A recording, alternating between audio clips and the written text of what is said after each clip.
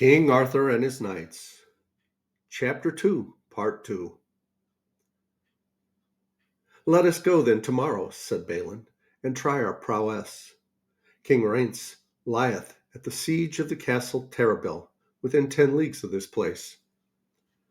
I will well, said Balin, and if we slay King Rience, his people will go astray, and King Arthur shall easily make them yield. Next morning early, they rode away through the gay woods, drenched with dew which sparkled where the sunlight lit upon it. Long and lonely was the way, until toward evening they met with a poor old man on foot, ragged, lame, and dirty, and bearing a great burden. It was in a narrow ride of the forest, and there was but room for one person to pass.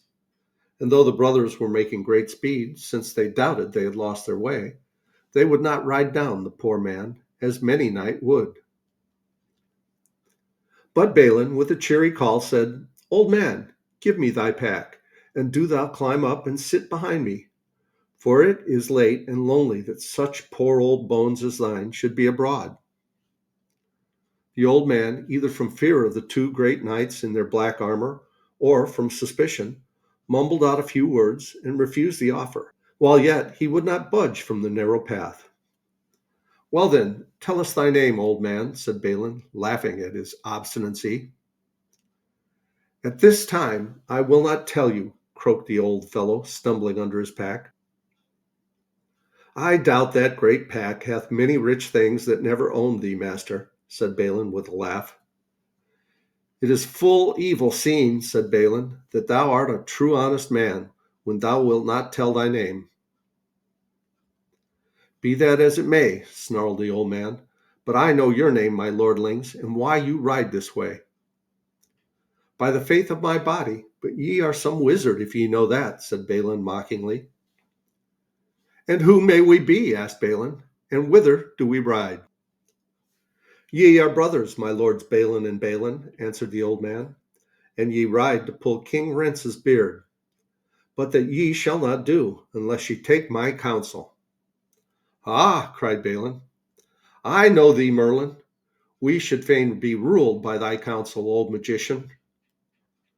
So it came about that with Merlin's aid, that Balin and Balin came upon King Rience that night with but a small band of his knights. And with a sudden attack out of the dark wood, the two brothers seized the king and slew many of his men that tried to save him. And when they had ridden some way toward Camelot with the king, wounded and bound, between them, Merlin vanished from beside them.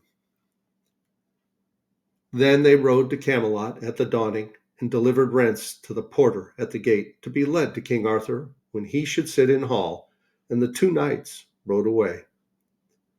So by the capture of King Rience, his host was put to naught, and the king paid his homage to King Arthur, and swore on the sacred relics of the Abbey of Camelot to be his true man while he should live. At that time, Balin could not meet with the felon knight Sir Garlon, who wrought evil by wizardry, and he and his brother went their different ways seeking adventure. Sir Balin returned to King Arthur and became one of his most valiant knights. It happened on a day that King Arthur journeyed with his knights from Camelot to London, and he lay in his pavilion in the heat of the day. As he rested, he heard the noise of a horse, and looking out of the flap of his tent, he saw a strange knight passing, making great complaint and sorrowing, and with him was a damsel. Abide, fair sir, said Arthur, and tell me wherefore you are troubled. Ye may little amend it, answered the knight, and passed on. Later came Sir Balin, and saluted the king, who told him of the strange knight sorrowing as he rode, and the king bade him follow and bring back the knight to him. For, said he, the sorrows of that knight were so piercing that I would fain know his grief. Sir Balin took horse and lance and rode many miles through the forest, and by evening he came upon the knight and the lady. Sir knight, said Balin, ye must come with me unto my lord King Arthur, for to tell him the cause of your sorrow. That I will not, answered the knight, for it would do me no avail. Sir, make ready, replied Balin, for ye must needs go with me, or else I will fight with you and take you by force. No heart have I to fight, For all joy of life is dead with me, said the knight. But I am on a fierce quest, and ye must be my warrant, if I go with you, that I be not kept from my quest. I will gladly warrant you, said Balin, and together with the lady they turned back. I fear not to tell you my sorrow, said the knight as they rode. I but lately returned from fighting the pagans in the north, and when I came to my father's hall, men told me that the lady that I loved most tenderly had been robbed away by a villain knight. As I sorrowed and went forth to seek the knight to slay him, lo, there I saw my lady, who had escaped unscathed from his evil hold. And much joy we made of each other, for we loved each other tenderly. But even as we kissed, there came an arrow through the air and pierced my dear lady to the heart, so that she fell dead in my arms. And there was none to see who shot the arrow, but men said it was the felon knight who had taken my lady, and he had killed her by black magic. So now with this damsel, my dear sister, who was her friend, do I go through the world seeking the invisible knight.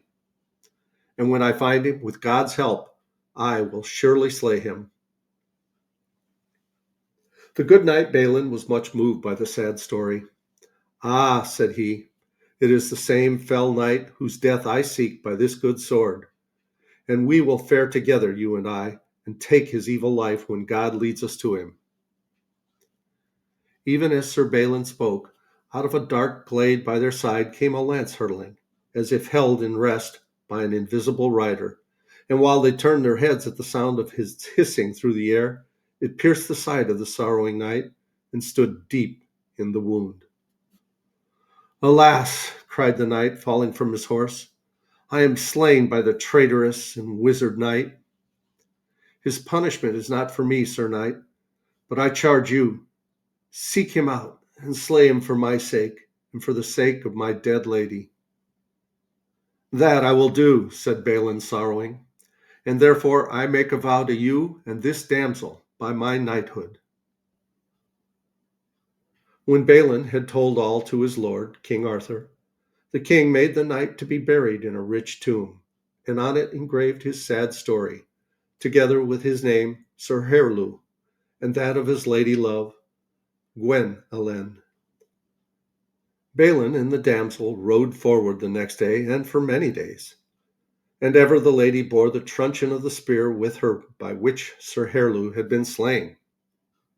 Then on a day they lodged at the house of a rich knight named Sir Gwendion, an old grey gentleman of a sad aspect.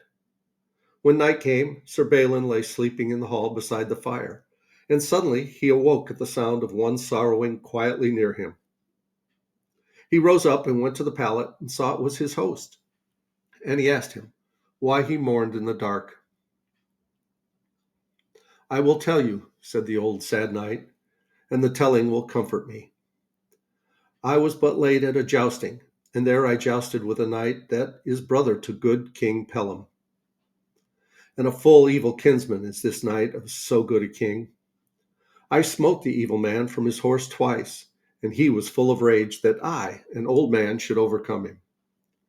Therefore, by treachery, he assailed my son, a young and untried knight, and slew him. And I cannot avenge my dear son, for the evil man goeth invisible. But I pray that I may meet him in a little while. Is not his name Garlon? Asked Balin. You say right, said Sir Gwydion. Ah, I know him, replied Balin, and I had rather meet with him than have all the gold of this realm. That shall we both do, said his host, for King Pellam, his brother, king of the land of Holy Hallows, hath made a cry in all this country of a great feast that shall be in 20 days, and that evil knight, your enemy and mine, shall we see there. On the morrow they rode all three toward the town of King Pellam, and when they came within the country of Holy Hallows, Sir Balin saw how fair and happy was the land and its joyful people. Their meadows were rich with grass, the cattle were thriving and sleek, the trees were loaded with fruit, and the cornfields full with ripe, rich corn. Why doth it seem, asked Balin, that this country is the fairest and happiest that I ever saw? It is for this, said Sir Gwydion, that in the castle of Holy Hallows, whither we wend, King Pellam hath some holy relics of a passing marvellous power, and while he keepeth these, his land is rich and happy, and plagues cannot enter it, nor murrain, nor can pestilence waste the people. When they reached the castle, they found a great throng of lords and ladies, and because Sir Gwydion had no lady with him, he could not sit at the feast. But Balin was well received and brought to a chamber, and they unarmed him. The squires brought him a festive robe to his pleasure, but he would not suffer them to take his sword.